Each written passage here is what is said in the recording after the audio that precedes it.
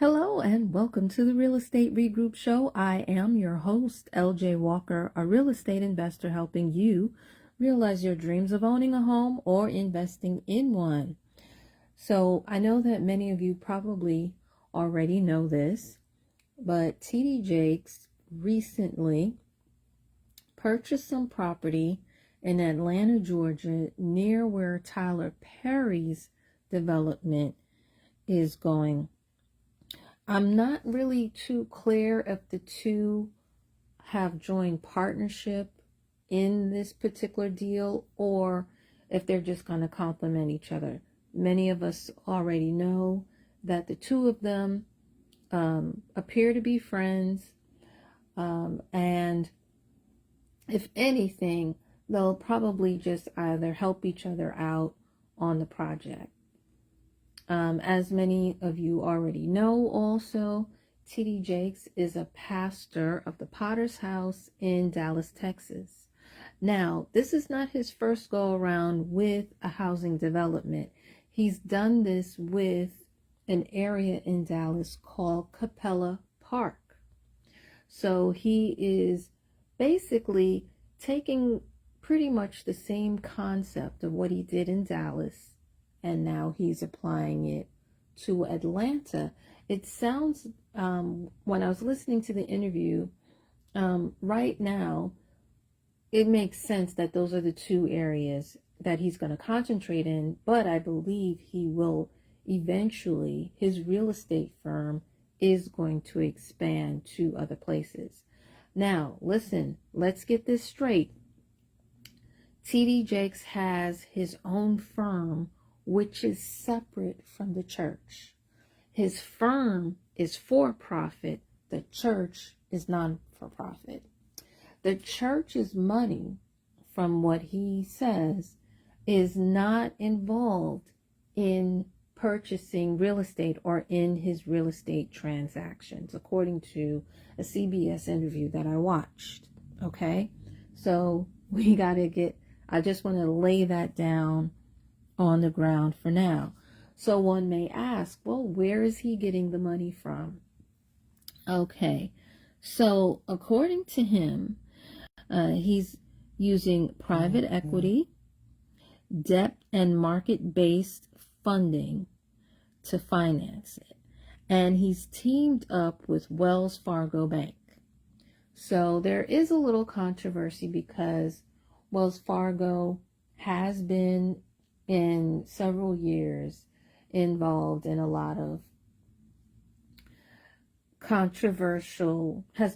involved in a lot of lawsuits. Let me just leave it at that. Well, here's the thing. Wells Fargo, from the interview, they have changed their leadership and also their administration. So that's one of the reasons why TD Jakes has joined up with them. In addition, TD Jakes mentioned that other banks didn't necessarily want to join him in this new development. Okay, so one might question and say, well, gee, why wouldn't they want to team up with TD Jakes for his new development that he has going on? I'll tell you, and this may not sound very nice, but there are a lot of people in the real estate business that do not like doing business with churches because churches, many of them, not all, but many of them don't pay on time. And when they hear that a church is involved, a lot of times they shy away. You also have some people who posed as ministers who ripped people off. And that's another reason why some financial institutions and some appraisers, they'll back away from doing business with churches. Okay? And so even though his business is not the church, because he is a pastor and because of past negative connotations, that's probably why there were some banks that may not have wanted to do business with him. I've been taking real estate courses for a long time. There are a lot of things that are said in private, in the back room, that's not said publicly. But I'm letting you guys know that that might be why there were a lot of banks that were not interested. Okay. Now, Capella Park, I haven't heard any controversy or anything like that. I would think that since that seemed to be a successful project, if you're familiar with it, please, if you're listening to me on YouTube, make a comment below. But I would think that after having one successful project, more people would trust you. But unfortunately, he's finding that that's not always the case.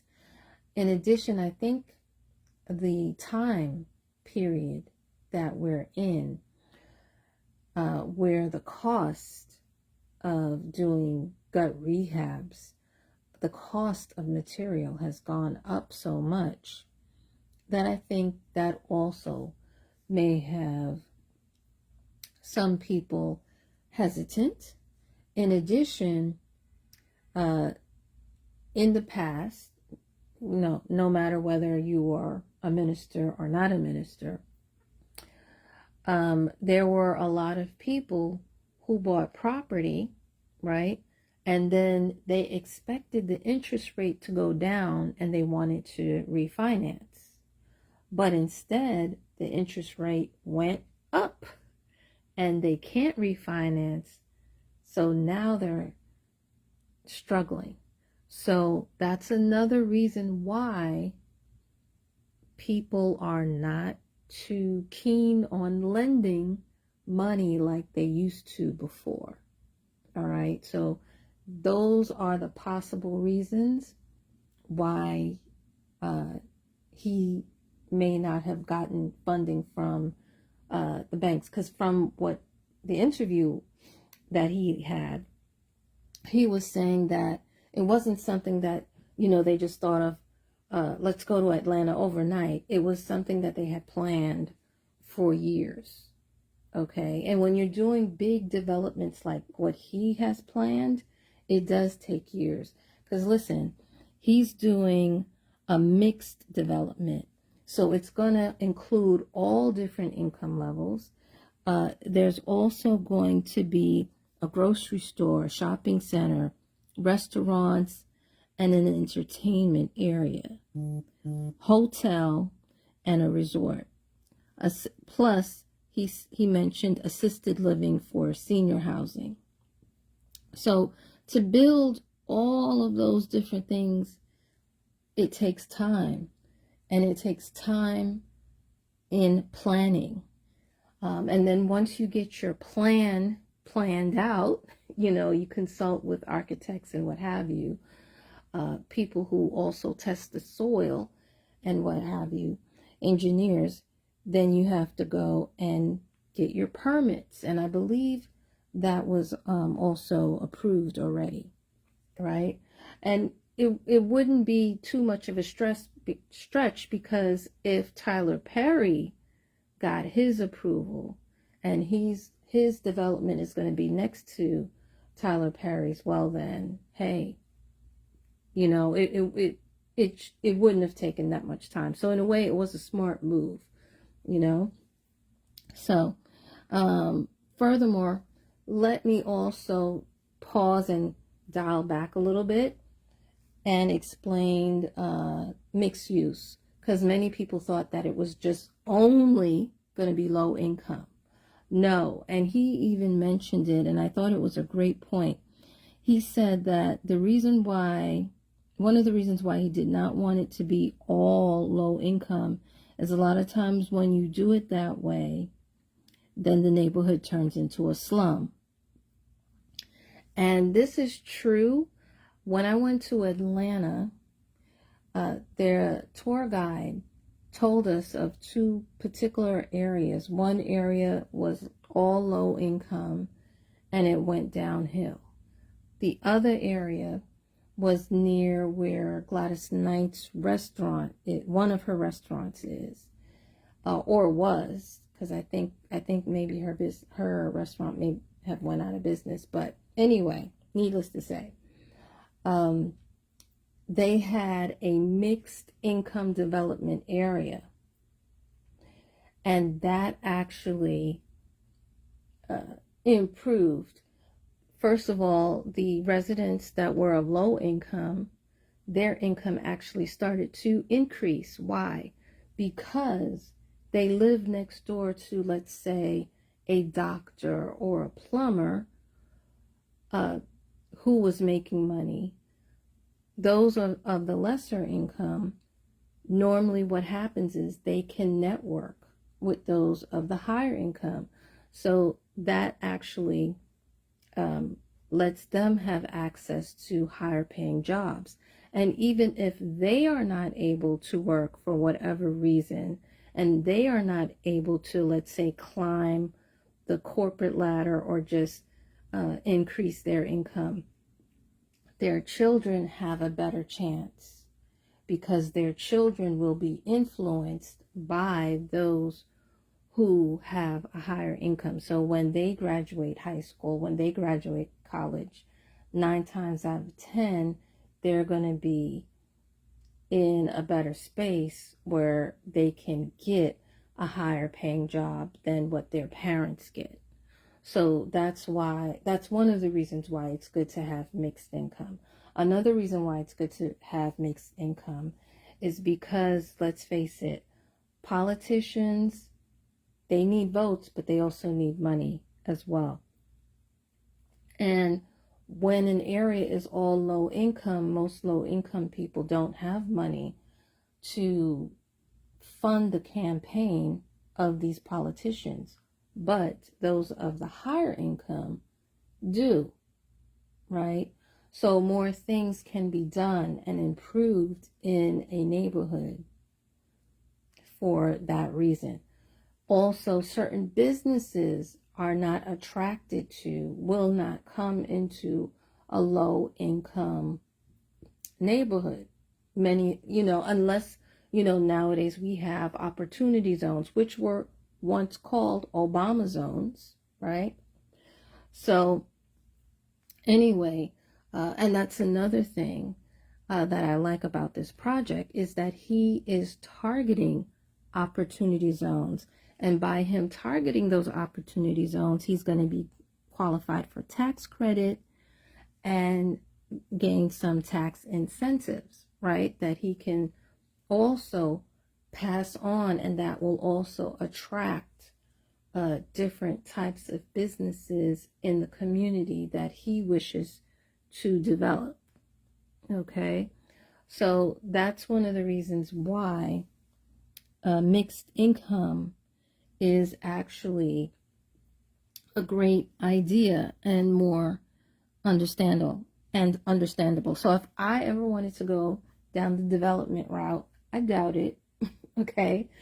But if I ever wanted to go down that route, that is something that I would definitely be appealing. It would more, for me, it would be more appealing as a private lender, or as somebody who's going to go into a crowd fund or a REIT, a private REIT. But for me to be a developer like he is, no. I am not doing that. Okay. All right. So, yeah, I give this 2 thumbs up. I give this this particular deal, it has my stamp of approval. I'd like to know what you guys think. How do you weigh in on this particular situation? Are you happy? Are you excited that TD Jakes is going to be building this new mixed unit, mixed development mixed income area in Atlanta. And by the way, it's an area of Atlanta that has long been overlooked to a certain extent. And he does wish to invite, he will have a considerable amount of units. Don't get me wrong, that will be for low income, but there will be also other incomes as well. Also, not to rub it into anybody's face, but it's not too far from the properties that I bought in Georgia. And I remember when I posted a video of my properties, of the area where my properties are, they're not too far from where they're building. And I remember I didn't delete the comments that were under my video regarding my property. So I'd like to know, how do you like me now? I got TD Jakes and Tyler Perry is almost like as though they're my neighbors, right? Because they're going to be, from my understanding, they will be expanding into Clayton County. Clayton County is, as a matter of fact, I was told a long time ago that Tyler Perry was actually interested in that area near the college over there, but I'm not sure what's going to happen. I will say that if they are successful where they are right now, which is Southwest Atlanta, I wouldn't be surprised if they moved over to Clayton County, which is not too far. And it also sounds as though, particularly with TD Jakes, that he would like to expand into other states.